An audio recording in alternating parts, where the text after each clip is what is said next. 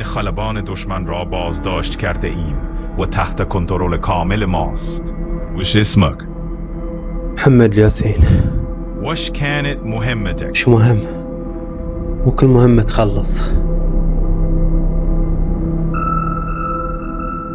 آیا سکوی پرتاب موشک آماده است؟ بله سرورم.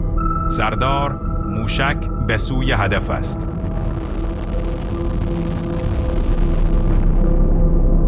هذه منطقة صناعية، ليش تهاجموا المنطقة صناعية؟ وش حجتكم في ذبحها؟ لا هي جبهة ولا هي هدف عسكري. يا ناس أبرياء جاية تشتغل، ليش تقتلونهم؟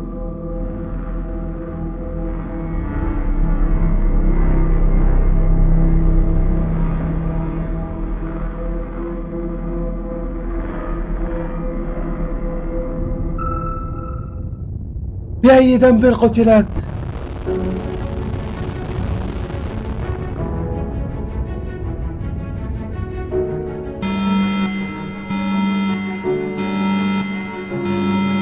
سردار، ما تحت حمله هستیم.